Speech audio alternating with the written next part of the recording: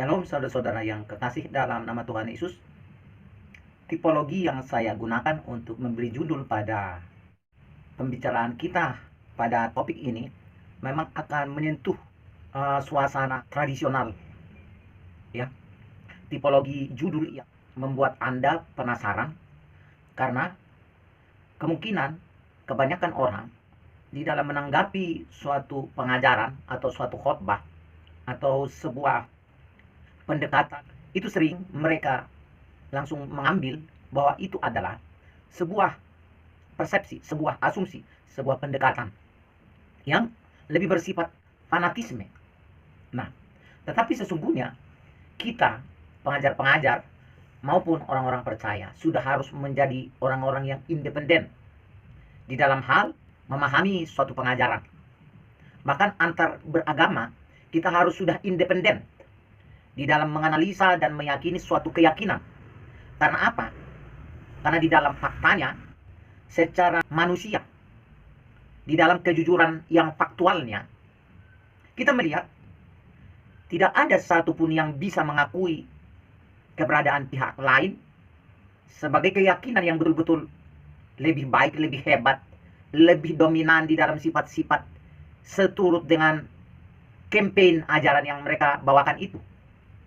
Maksud saya sedang mau mengatakan kepada kita bahwa terjadinya klaim-klaim kebenaran itu lebih banyak disebabkan oleh keterbatasan manusia, di mana manusia akan lebih cenderung kepada apa yang dia bisa terima, lebih dulu dia terima, lebih dulu dia pahami, dan lebih dulu dia telah nikmati.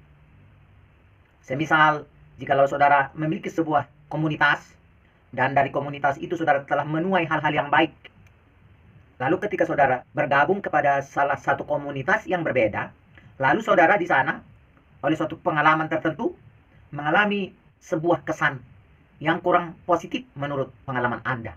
Nah, maka kebanyakan orang tentunya akan memilih dari mana dia memperoleh suatu pengalaman yang baik, yang lebih memberikan dia keyakinan.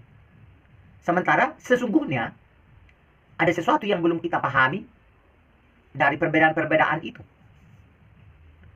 Ada kemungkinannya ketika kita mengalami kesan yang kurang baik di dalam sebuah komunitas, lebih disebabkan oleh faktor kebetulan, atau faktor terbatasnya waktu, atau faktor sedikitnya kesempatan untuk kita melihat hal-hal yang berbeda dari yang kita alami itu. Tetapi pada sisi sebuah komunitas di mana kita berbaur di sana agak lama, apalagi sudah turun-temurun, lalu saudara mendapatkan sebuah nilai yang positif, yang saudara telah jiwai, dan alami, maka seluruh tradisi keyakinan, tradisi ibadah, tradisi liturgis, dan apa yang ada di sana akan menjadi sesuatu yang pas menurut Anda. Nah, saya pernah mengalami itu. Ketika di dalam sebuah gereja dahulu, saya terbiasa menikmati hal-hal yang positif. Di mana pada zaman Soeharto, saya terbiasa berpikir pada tipologi tunduk, daripada kesadaran menganalisa bahwa apa yang saya dengar ini benar, bahwa apa yang saya dengar ini betul, dan terkonfirmasi sebagai sesuatu yang lebih patut daripada kepatutan-kepatutan yang lain. Nah, dengan begitu, saya menjadi orang yang bisa dikatakan menjadi fanatis dengan apa yang sudah saya alami, saya jiwai, saya tergabung di dalam komunitas itu. Dan di dalam komunitas itu ada slogan-slogan, ada persepsi-persepsi yang muatannya memberikan nilai pesimis terhadap komunitas lain.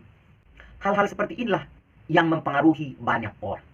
Hal-hal seperti inilah yang mempengaruhi banyak orang. Sehingga dengan terpakunya kita kepada sebuah ikatan, sebuah tradisi, sebuah nilai rasa, sebuah nilai kebiasaan, bisa jadi sangat menghambat kita kepada nilai tambah yang mungkin masih bisa kita peroleh. Kita bisa mengalami sesuatu yang lebih indah mungkin daripada itu. Nah, saudara-saudara, Alkitab menjelaskan kepada kita bahwa Allah itu tidak terbatas. Kita sepakat dengan itu. Allah itu tidak terbatas. Kasihnya tidak terbatas, hikmatnya tidak terbatas, kebahagiaan yang dia tawarkan tidak terbatas, kuasa yang dia sediakan untuk kita tidak terbatas. Dan segala sesuatu yang mulia yang ada pada diri Allah itu tidak terbatas. Dan pada prinsipnya kita setuju, manusia itu terbatas, maka gereja itu terbatas. Gereja manapun dia terbatas. Apakah gereja Anda misalnya, di mana Anda beribadah bertahun-tahun, puluhan tahun, mungkin Anda beribadah di suatu gereja selama puluhan tahun, lalu saudara sudah terbiasa dengan liturginya, dengan model berdoanya, dengan tata ibadahnya, dengan cara pengumpulan persembahannya, dengan berdiri duduknya, dengan seluruh apa yang menjadi kebenaran dari tradisi yang terjadi di sana. Tentu saja itu bukan sesuatu yang tidak bisa kita maklumi. Tetapi topik dan tema terpenting yang harus dipahami oleh seorang yang akan diselamatkan adalah supaya kita mengenal apa yang disebut suatu pengalaman pribadi dengan Tuhan. Pengalaman yang bersifat pribadi dengan Tuhan. Bukan suatu pengalaman kolektif yang dirasakan semuanya kolektif, yang semua orang harus sama. Berdoanya harus sama, bernyanyinya harus sama, pakaiannya harus sama, sampai rambut-rambutnya harus sama. Nah, Yesus berkata dialah satu-satunya jalan dan kebenaran dan hidup itu. Dan di dalam Alkitab, Yesus telah menjanjikan suatu kondisi dari orang percaya itu.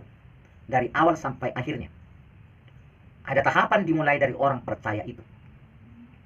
Di dalam Matius pasal 28, 19 sampai 20. Itu adalah suatu paket ayat yang menjelaskan utuh. Dimulai dari perintah yang dikenal sebagai perintah agung. Baptislah mereka di dalam nama Bapa, Anak, dan Roh Kudus. Dan ajarlah mereka melakukan segala sesuatu yang telah kuperintahkan kepadamu.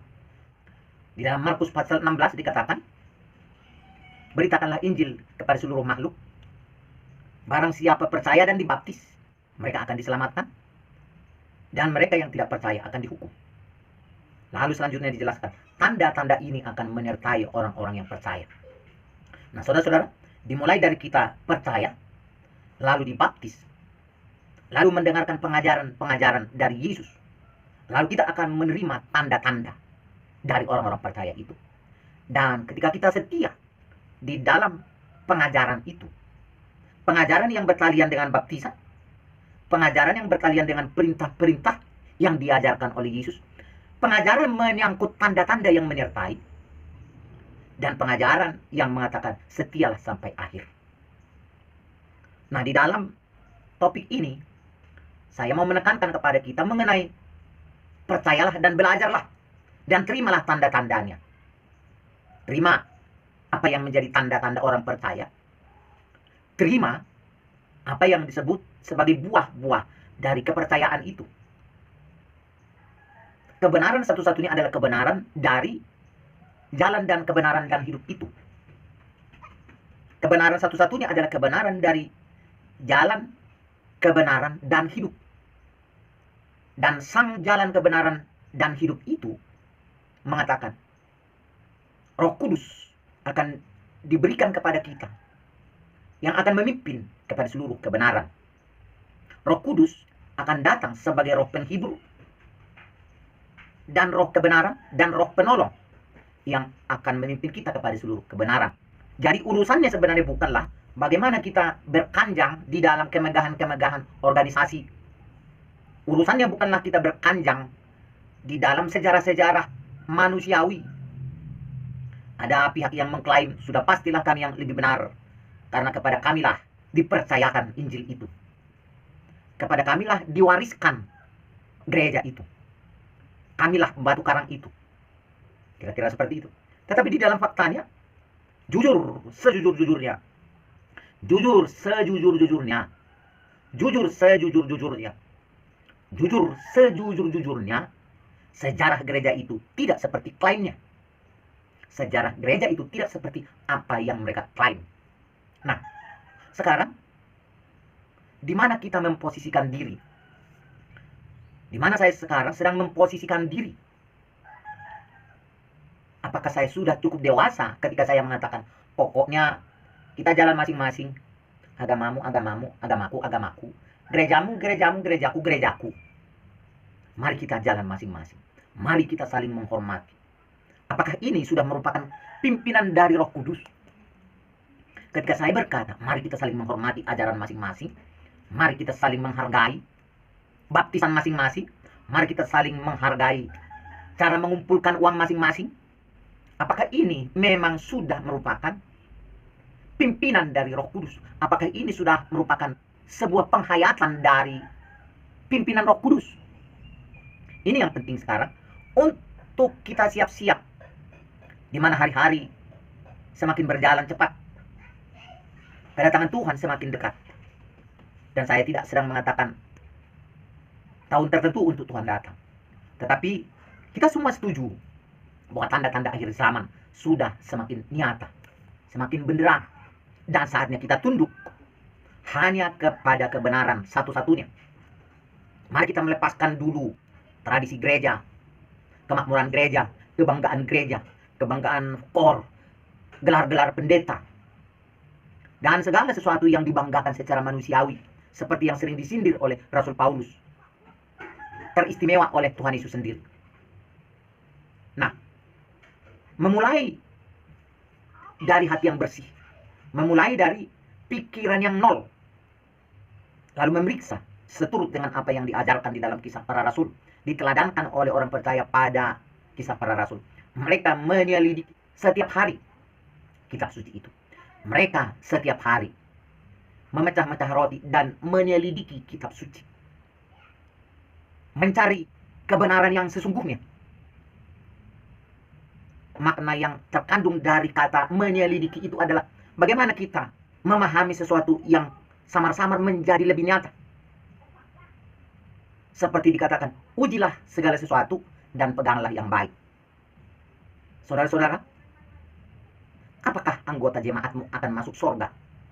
Menurut keyakinanmu, apakah pendeta-pendetamu akan masuk surga? Apakah penganut-penganut agamamu akan masuk surga? Apakah penganut-penganut agamamu akan pasti masuk surga? Kebanyakan orang berkata, hanya Tuhan yang tahu. Kebanyakan orang berkata, hanya Tuhan yang tahu. Begitukah kalau kita mengenal Tuhan secara pribadi? Yesus mengatakan kita adalah sahabatnya. Yesus mengatakan kita adalah anak-anak Allah. Yesus mengatakan Dia akan menyertai kita. Jadi apakah kita tidak sedang merasakan penyertaan Tuhan?